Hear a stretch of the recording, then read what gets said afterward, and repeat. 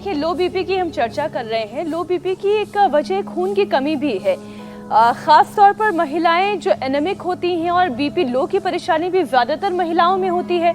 ऐसे में क्या करना चाहिए कि खून की कमी को खत्म किया जा सके? योग और आयुर्वेद दोनों उपाय।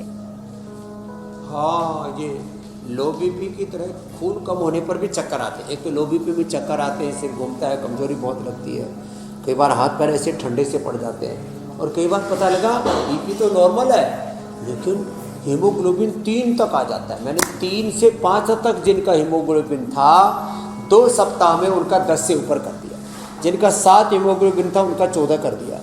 मात्र 2 सप्ताह में क्या किया? अनार, गाजर, चुकंदर, अनार, गाजर, चुकंदर, जिनको वीट ग्रास और एलोवेरा उपलब्ध हो जाता है, एलोवेरा तो अभी दे देते, वीट ग्रास का भी पाउडर ही दे देते, उसमें घोल के पिला दिया।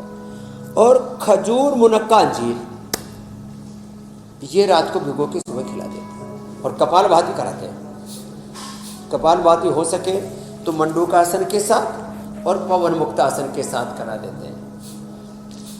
देखो भाई, ये डिम्बासन, विपरीत डिम्बासन, ये तो वही करना भाई जिनमें फ्लेक्सिबिलिटी हो। फिर कभी ऐसा कि पकड़ तो लिया, फंस गए, और फिर खोलने के लिए जो है दूसरों से सहायता लेनी पड़े, ऐसे जोर जबरदस्ती मत करो। ये पवन मुक्तासन, मंडूकासन यदि कपालभाति के साथ किया जाए तो ये भी लीवर को 100% हेल्दी बना देता है।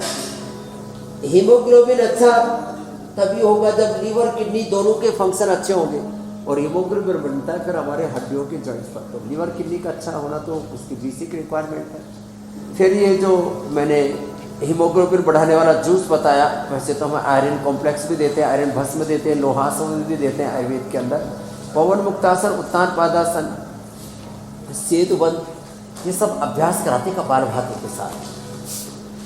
और कपालभाति के बाद फिर अनुलोम विलोम भी कराते। इतना कर लेने के बाद हीमोग्लोबिन कम रह ही नहीं सकता, 7 से सीधा 14 हो जाएगा। और अनुलोम विलोम भी करें तो कपालभाति से लीवर किडनी, और अनुलोम विलोम से पूरा सर्कुलेटरी सिस्टम, और ये जो जॉइंट, बड़े जॉइंट्स हैं, इनके अंदर यहाँ नया हीमोग्लोबिन बनता है।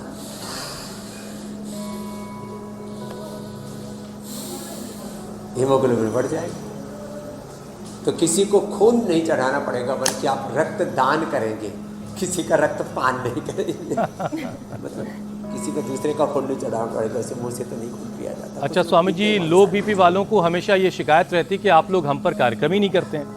हाई बीपी वाले बहुत शोर करते हैं, इसलिए आप लोग उन पर बहुत कार्यक्रम करते हैं। इसलिए आज हमने स्वामी जी पूरा ये कार्यक्रम लो बीपी वालों पर समर्पित कर दिया है। और आप तो हमेशा से कहते भी आए स्वामी जी कि हाई बीपी से ज़्यादा खतरनाक जो है वो लो बीपी है, क्योंकि खामोशी से काम कर रहा है। लेकिन हाई बीपी वाले तो डर की वजह से समय समय पर अपना चेकअप करवा लेते हैं, बीपी चेक करवा लेते हैं, लेकिन जिनका बीपी लो रहता है वो अपने बीपी को चेक करवाने में बहुत दिलचस्पी नहीं लेते। किस उम्र से और कितनी बार महीने में ब्लड प्रेशर चेक करवाया जाए, ज़रा ये भी लोगों को बता दीजिए कि महीने में 2 बार करवाना है। बहुत अच्छी बात कही है।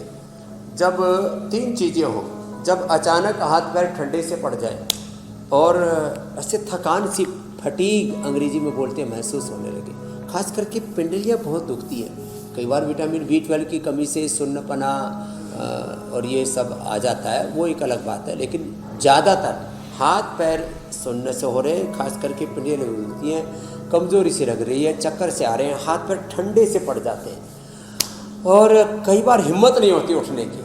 तो ये 99% और कई बार तो मैं कहूँगा 100% ऐसे लक्षण हैं लो बीपी के। बाकी लो बीपी चेक भी करवाते रहना चाहिए। तो आजकल तो 30 के बाद ही ये प्रॉब्लम बहुत ज़्यादा होने लग गई है। तो 30 के बाद महीने 2 महीने में, कम से कम 6 महीने में तो एक बार सबके लिए बीपी चेक कराने में क्या लगता है।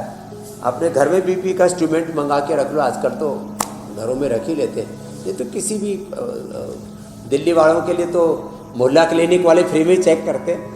बाकी तो कहीं पर भी जाके चेक करवा लीजिए। बीपी चेक कराने के ज़्यादा से ज़्यादा कोई 25-50 रुपये ले लेगा, और क्या होगा। लेकिन बीपी ज़्यादा डाउन हो गया तो आपकी जान ले लेगा।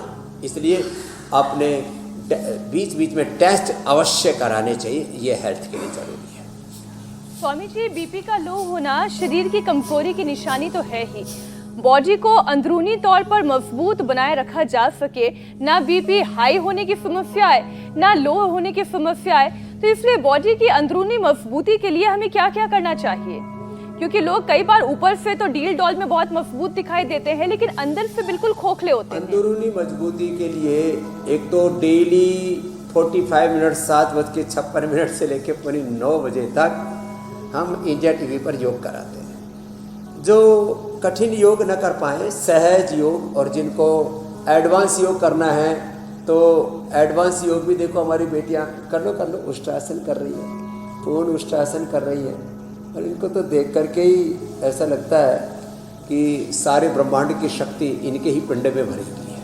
तो देखो सुबह अपना नाश्ता अच्छा करें, अनार, गाजर, चुकंदर, खजूर, मुनक्का, अंजीर, फिर गाजर का जूस, लौकी का जूस, कभी संतरे का, कभी मौसमी का, कभी गन्ने का जूस, और अंकुरित सप्ताह में 1 बार 2 बार तो अंकुरित लेना चाहिए। सप्ताह में 1-2 बार केवल फ्रूट्स खाएं। सप्ताह में 1-2 बार कभी लौकी का जूस, कभी खीरा, करेला, टमाटर का जूस, कोई भी वेजिटेबल जूस अवश्य लें। सप्ताह में 1 बार फ्रूट्स अवश्य खाएं। सप्ताह में 1 बार जो थोड़े खाने पीने के शौकीन है तो पराठे भी खा सकते हैं, 1 बार इडली डोसा भी खा सकते हैं, लेकिन ऐसे बैलेंस करके खाएंगे ना तो आपका शरीर ताकतवर रहेगा। और मैं तो 1 या 2 बार खाने का पक्षधर हूँ। 1 भुक्तम सदारोग्यम, 2 भुक्तम बलवर्धनम, 3 भुक्तम सदारोगम, 4 भुक्तम तु मारकम। ये महर्षि वाघभट्ट का बहुत बड़ा सिद्धांत, महर्षि चरकशुश्रुत का। और महात्मा बुद्ध कहते हैं हितारा मिताहारा अल्पाहाराश्च ये नरा हृतान वैद्याश्च चिकित्सन्ति आत्मनस्ते चिकित्सकाः। ये आरोग्य की आत्मनिर्भरता का सूत्र है कि आप सुबह नाश्ता हल्का करें, दोपहर का भोजन जैसा अपनी प्रकृति है वात पित्त कफ उसके अनुकूल भरपूर ले लें, शाम का भोजन भी थोड़ा हल्का रखें और 7 बजे के बाद ना करें।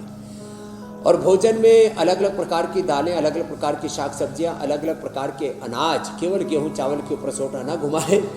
फिर जो अनहेल्दी चीज़ें हैं, खास करके चीनी, ज़्यादा नमक, ज़्यादा चाय कॉफ़ी, इनसे तो बचना ही पड़ेगा।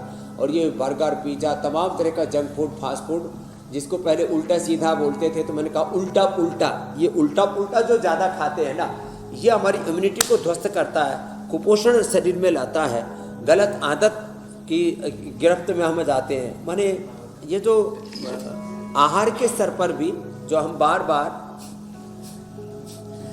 गलत चीज़ें खाते हैं ना, तो हमारे पूरी बॉडी के और ब्रेन के सिग्नल गड़बड़ हो जाते हैं। इसलिए भाई खाने पीने की, जीने की आदतों को तो ठीक करना ही पड़ेगा। यही बात भगवान योगेश्वर श्री कृष्ण गीता में कहते हैं युक्ताहार विहार से युक्त चेष्टा से कर। मेरी बहन मीनाक्षी जी, अमित, मेरे भाई हुसैन जी।